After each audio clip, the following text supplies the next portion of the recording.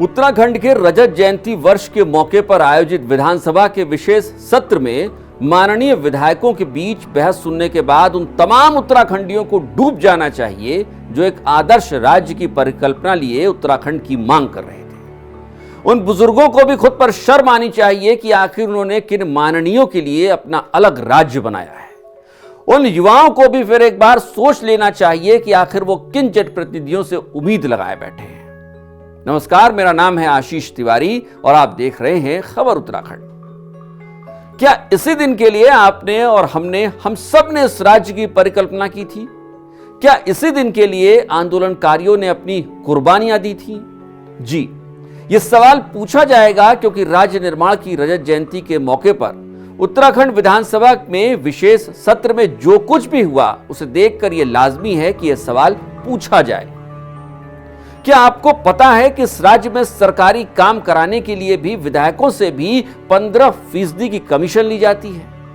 यह हम नहीं कह रहे हैं, बल्कि इसी राज्य के एक विधायक और विधानसभा में उपनेता प्रतिपक्ष भुवन कापड़ी कह रहे हैं। यही नहीं, भुवन कापड़ी ने मुख्यमंत्री की मौजूदगी में यहां तक कह दिया कि सरकार चाहे तो विधायक निधि से 15% कमीशन काटकर विधायकों को जारी करे।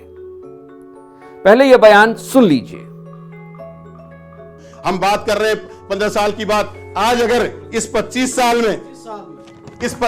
में अगर हम बात करें तो इस उत्तराखंड को जवान होने के साथ यहां कुछ जवान हुआ है तो भ्रष्टाचार जवान हुआ है। कुछ भला भी तो हुआ होगा। भ्रष्टाचार जवान हुआ है।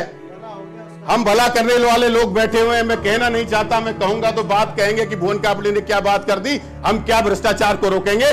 जब हमारी विधायक निधि में 15% कमीशन या अधिकारियों के माध्यम से काटा जाता है तो हम क्या ईमानदारी की बात कर सकते हैं? आप बताइए। मैं तो आदरणीय नेता सदन बैठे हुए हैं, 15% निकाल के सीधे आप अधिकारियों को दे दीजिए, फिर हमें विधायक निधि दीजिए।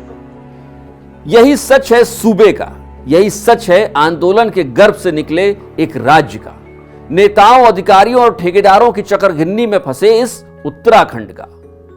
आपको यह जानना चाहिए कि जब भुवन कापड़ी सदन में यह बयान दे रहे थे उस वक्त नेता सदन यानी खुद मुख्यमंत्री पुष्कर सिंह धामी वहीं बैठे थे। हमें नहीं पता यह सुनने के बाद सीएम धामी पर क्या बीती होगी, कुछ बीती भी होगी या नहीं यह भी नहीं पता, लेकिन इतना जरूर है कि यह बात उनके कानों तक पहुंची जरूर है। और अगर बात कानों तक पहुंची गई है तो यह उम्मीद भी की जानी चाहिए कि सीएम धामी कोई ऐसा सिस्टम बना पाएंगे जिसमें 15% वाला कमीशन वाला यह कट न लगे, जहां जनता का पूरा पैसा जनता के ही काम आए। फिलहाल हम और आप यही उम्मीद कर सकते हैं। आज इसी एपिसोड में एक और मुद्दे पर चर्चा करनी ही होगी। अल्मोड़ा के चौखुटिया की ऑपरेशन स्वास्थ्य की खबर आप सबको पता है। चौखुटिया ने इस राज्य की स्वास्थ्य व्यवस्था की पोल खुलेआम खोलकर रख दी है। लेकिन ऐसा नहीं है कि सिर्फ चौखुटिया में ही स्वास्थ्य व्यवस्था ध्वस्त है। इस सूबे के कई इलाकों में ऐसा ही है। टिहरी के भिलंगना ब्लॉक के पीएससी पिलखी और सीएससी बेलेश्वर में भी स्वास्थ्य व्यवस्थाओं को दुरुस्त करने की मांग को लेकर पिछले एक पखवाड़े से आंदोलन हो रहा है।